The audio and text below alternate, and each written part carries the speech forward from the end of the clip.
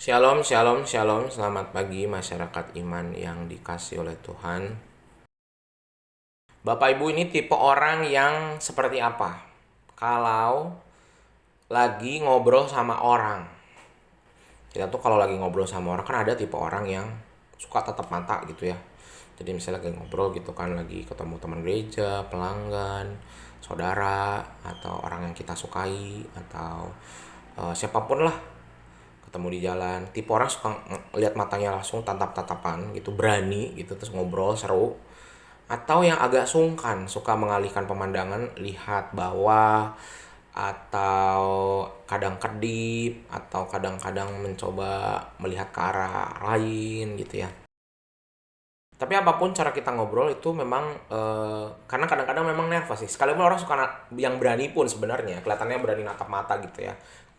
Kayak saya senang tuh natap mata orang. Tapi sebenarnya saya juga suka nervous kalau diliatin gitu. Karena mata itu sebenarnya seperti kata orang jendela jiwa. Karena orang kalau udah lihat mata, kita tahu.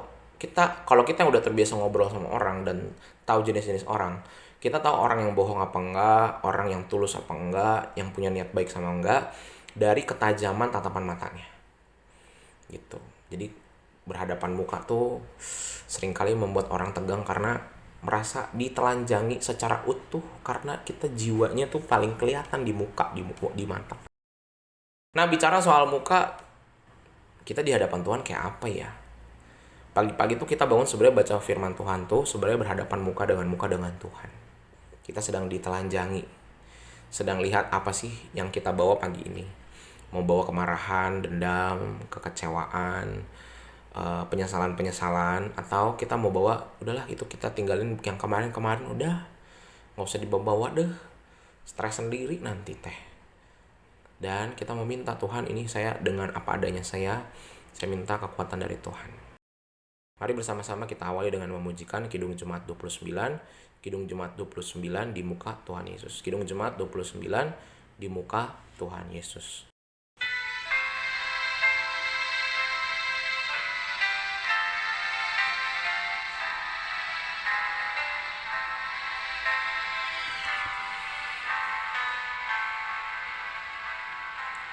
Di muka Tuhan Yesus, betapa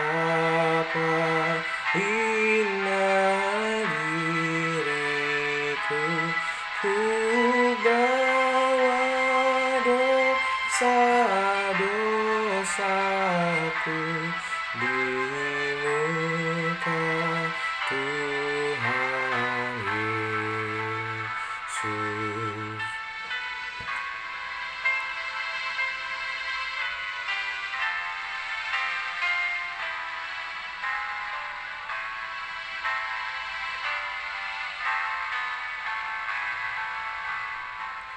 Di muka Tuhan Yesus, tersungkur karena dosaku, ku buka kerinduanku di muka Tuhan Yesus.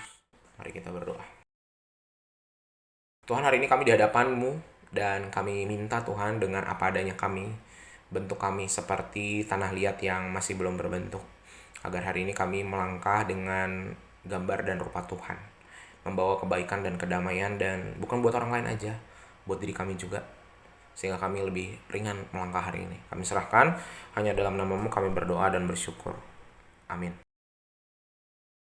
Bapak Ibu Saudara, bersama-sama kita buka 1 Raja-Raja 13, 1 Raja-Raja 13 ayat 1 sampai 10. 1 Raja-Raja 13 ayat 1 sampai 10, 1 Raja-Raja 13 ayat 1 sampai 10. Dengarkanlah sabda Tuhan. Sedang Yerobeam berdiri di atas mezbah itu sambil membakar korban, maka atas perintah Tuhan datanglah seorang abdi Allah dari Yehuda ke Betel. Lalu atas perintah Tuhan berserulah orang itu terhadap mezbah itu, katanya, Hai mezbah, beginilah firman Tuhan. Bahwasannya seorang anak akan lahir pada keluarga Daud, Yosia namanya. Ia akan menyembelih di atasmu imam-imam bukit pengorbanan yang membakar korban di atasmu. Juga tulang-tulang manusia akan dibakar di atasmu. Pada waktu itu juga ia akan memberitahukan suatu tanda ajaib.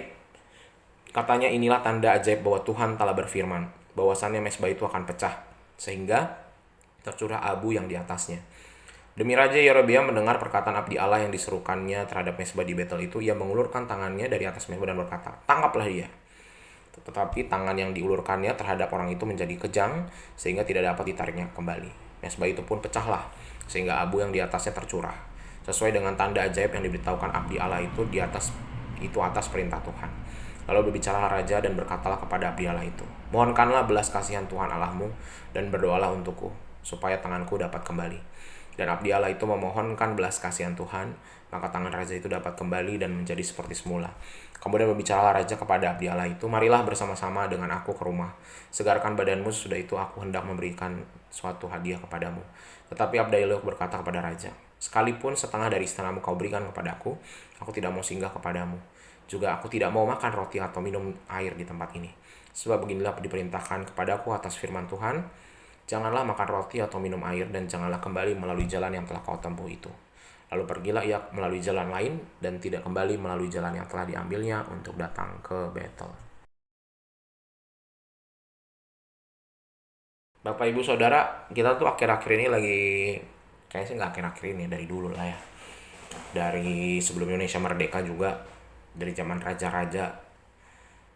Ada istilah seorang filsuf pernah mengatakan, power is corrupt. Kekuasaan itu pasti korup. Jadi kekuasaan itu pasti jahat. Kenapa? Karena kekuasaan itu mengambil hak-hak bagian-bagian kepercayaan publik, ya kan? Karena kan orang percaya nih, kamu menjadi pemimpinku, silakanlah ambil keputusan. Dia mengambil kuasa dari publik, dari masyarakat, dan memakai itu untuk mengambil keputusan bersama. Nah, masalahnya manusia yang punya kuasa itu bukan Tuhan. Kalau Tuhan zaman dulu sebelum kerajaan Israel, sebelum Musa memerintah umat tuh langsung. Jadi namanya teokrasi. Kepemimpinan manusia dipimpin oleh Allah. Dan yang paling real nyata tuh di zamannya Taman Eden. Tapi setelah itu ketika manusia independen, bebas, dan bisa mengatur sendiri, semua kerajaan itu dipimpin, dan akhirnya kuasa itu karena kuasa identik dengan kemahakuasaan, keilahian, akhirnya seringkali disalah pakai, dan banyak raja merasa dirinya juga Allah. Sehingga kenapa nggak heran itu akhirnya dibilang kekuasaan itu korup, kekuasaan itu jahat, karena dipegang sama orang manusia yang bisa dengan mudah mendua hati, yang bisa dengan mudah darinya baik jadi jahat. Kekuasaan buat buta, termasuk Yerobeam. Yerobeam setelah jadi raja memisahkan diri dari Israel Selatan. Dia buta dan akhirnya membuat mezbah sendiri tanpa seizin Tuhan, tanpa konsul ke Tuhan, tanpa ngobrol-ngobrol, tanpa minta petunjuk, dan akhirnya membuat hitungannya walaupun dia bikin mezbah itu buat Tuhan, akhirnya jadi berhala. Dan bahkan teman-teman Israel Selatan juga menganggap itu dia bukan menyembah kepada Allahnya Israel, Allahnya Abraham. Muncullah seorang abdi Allah yang tidak disebutkan namanya, menubuatkan bahwa ini kalau terus terjadi nih, kamu bikin mezbah sembarangan tanpa izin Tuhan, dan kalau kamu terus memisahkan diri seperti ini, ya kan, bikin perpecahan. Walaupun tahu Rehabeam salah, iya benar dia salah Rehabeam, tapi bukan berarti kamu jadi harus memisahkan diri dan sampai bikin mezbah baru nih, menyaingi bait suci di Yerusalem. Tujuan kamu karena iri. Akhirnya abdi Allah nih bakal hancur loh. Nggak cuma mezbah ini, kerajaanmu juga. Nah, abdi Allah itu sebenarnya ingin mengingatkan untuk Yerobeam, ayolah kembali, ayolah rukunlah. Satu, kalau rukun susah, misalnya nih rukun susah, jadi satu lagi nih kerajaan, minimal jangan bikin mezbah lagi. Gak usah bikin mezbah. Udah cukup dengan kemah sendiri aja, kamu beribadah di tempat kamu masing-masing dalam rumah. Tapi tetap mengarah kepada bait Allah. Walaupun bait Allah itu dipegang sama selatan, tapi arah selatan kan kamu tahu di mana gitu. Kiblatnya di mana? Tahu kan? Udah cukup sampai nanti Tuhan tunjukin tanda. Kalau memang Tuhan mau, Tuhan akan tunjukkan tanda dan mengutus abdi-abdi Allah dari bait Allah di Yerusalem, di Yehuda, akan kirim ke tempat kamu dan misalnya, ayo bikin di daerah sini. Tunggu aja kalau kamu belum mau rukun. Tapi emang dasar Yerobeam ini tadi ya, kekuasaan membuatnya buta, karena dia membuat mezbah bukan karena dia mau nyembah Tuhan, tapi karena iri dia dan bilang, kita juga bisa bikin yang nggak kalah hebatnya sama bait Allah di Yerusalem di Yehuda. Jadi sudah menyimpang.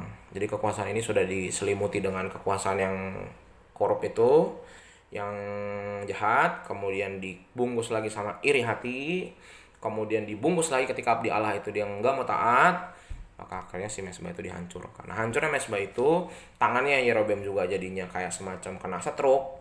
Akhirnya dia bilang, suruh ayo ke rumah kita ngobrol gitu.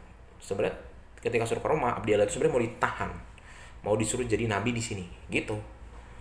Dan dia tahu kenapa akhirnya dia nggak boleh jalan pulang kembali ke jalan yang sama, karena dia juga tidak mau menjadi utusan dari Rehabeam juga, jadi kerajaan Israel Selatan, nggak mau. Bahwa abdi Allah ya milik Allah, bukan milik raja, bukan, nggak ada urusannya. Makanya jadinya nabi ini di zamannya setelah pecah ini sudah lagi tidak fokus melihatnya sebagai imam. Samuel sekarang itu kan imam dan nabi ya. Sekarang nabi cuma nabi ya, dan nabi itu jadi independen, tidak memihak pada raja gitu. Karena tahu bahwa raja itu mudah sekali terkorup, mudah sekali jadi jahat gitu. Nah, abdi Allah ini menunjukkan kepada kita bahwa hari ini bicara lagi soal iri hati. Saya di minggu lalu baru mimpin di Kuningan tentang iri hati. Beberapa minggu sebelumnya di Sindang tentang 7 dosa mematikan, salah satunya iri hati. Dan iri hati itu adalah dosanya kota kecil, komunitas kecil, bisa jadi keluarga, bisa jadi kota kecil kayak Sindang, Kuningan. Karena kita dekat, kita tidak mungkin iri dengan orang yang jauh, tapi kita iri dengan orang yang dekat. Yerobeam Rehabeam juga orang yang tadinya dekat, walaupun sekarang jaraknya jauh, tapi dia iri hati. Rumput tetangga selalu lebih tinggi. Dan iri hati sudah pasti akan menghancurkan Anda. Minum racun berharap orang lain mati, tapi racunnya Anda yang minum. Orang yang iri hati, orang yang kita iri, tidak akan terjadi apa-apa dalam hidupnya. Justru hidup kita yang akhirnya berantakan. Iri hati tidak menambah sehasta pun dalam hidup Anda. Lebih banyak merugikan. Hati tidak enak, tidak damai sejahtera. Karena iri hati sibuk menghitung berkatnya orang lain. Sekali lagi, iri hati sibuk menghitung berkatnya orang lain, bukan berkat dirinya. Kalau kita mengikut berkat diri kita, kita lebih banyak bersyukur. Musuhnya orang iri hati adalah bersyukur. Karena apa? Dia hitung berkatnya. Saya udah dikasih Tuhan ini, aduh anak saya begini, wah puji Tuhan. Walaupun anak saya juga nggak nurut-nurut amat, bandel, tapi masih punya anaknya, bersyukur. Saya dikasih pelayanan sama Tuhan, waduh banyak orang nggak bisa melayani. Saya kasih kesempatan masih bisa beribadah, ada orang udah nggak bisa ke gereja. Saya masih dikasih nafas hidup, ada orang udah nggak hidup. Jadi Bapak Ibu, hitunglah berkat yang Tuhan udah kasih dari kecil sampai sekarang. Nggak usah sibuk ngitungin berkat orang lain. Kalau kita sibuk ngitungin berkat orang lain, aduh capek sekali, capek. Dan orang lain di hidup ini kan ada miliaran, ada biliunan ya. Jadi kalau kita mau sibuk hidup kebahagiaan orang lain, aduh, Anda menjadi orang yang sangat sengsara. Tapi kalau Anda tutup mata, tidak hitung berkat orang lain dan sibuk hitung berkat Anda, maka Anda akan jadi orang paling kaya di dunia ini. Kaya dan bahagia. Karena Anda cuma hitung yang punya Anda. Dan itu sudah cukup. Semoga hari ini kita jadi orang bersyukur. Jangan sampai kayak Yerobeam. Nanti kalau udah kejauhan, susah pulangnya tuh. Kalau iri hati udah terlalu jauh, waduh, susah tuh untuk nggak iri lagi. Jadi kalau udah tahu sekarang kita iri, berhenti gimana? Pelan-pelan, nggak bisa langsung memang. Mulai dari hitung berkat yang kita punya. Dan udah cukup, nggak usah sibuk ngeliatin orang lain. Lihat diri sendiri dan milikilah belas kasihan. Belas kasihan tuh buat apa? Kita harus lihat semua orang itu orang yang perlu dibelas kasihani. Contoh, Bapak Ibu pernah iri sama pemulung? Ya kan? Aduh, saya pengen hidup kayak pemulung, enak banget tuh, panas-panasan, nggak makan, dorong gerobak. Nggak mungkin kan Bapak Ibu. Tapi Bapak Ibu kalau lihat pemulung kan jadi belas kasih kan. Jadi, aduh kasihan ya, apa yang bisa saya bantu. Anggaplah semua orang kayak pemulung di dunia ini. Emang orang kaya, kalau misalnya saya punya teman saya tuh kaya banget, terus saya bisa lihat, oh bisa. Dia kaya, tapi hatinya hati pemulung. Dia nggak punya kasih. Keluarganya hidup sendiri-sendiri, dia sendirian. Orangnya ada di dalam, tapi semua memperebutkan hartanya. Dia kayak pemulung, dia kurang juga. Anggaplah semua orang di dunia itu pemulung Bapak Ibu, dengan hidupnya masing-masing. Ada yang memulung cinta, ada yang memulung harta, ada yang memulung perhatian. Dan kita harus berbelas kasih sama pemulung, bukan kita malah iri. Semoga hari ini kita tidak seperti Yerobeam. Kita menjadi seperti abdi Allah, bersyukur, menjalani hidup, dan tetap melihat kebaikan-kebaikan yang Tuhan kasih dalam hidup ini. Bukankah sudah banyak? Amin. Mari kita berdoa. Tuhan, terima kasih melalui firman-Mu hari ini. Ajarkan kami tidak iri hati dan mampu melangkah dengan rasa syukur. Dalam nama kami berdoa. Amin. Selamat pagi, Tuhan Yesus memberkati, tetap bersemangat.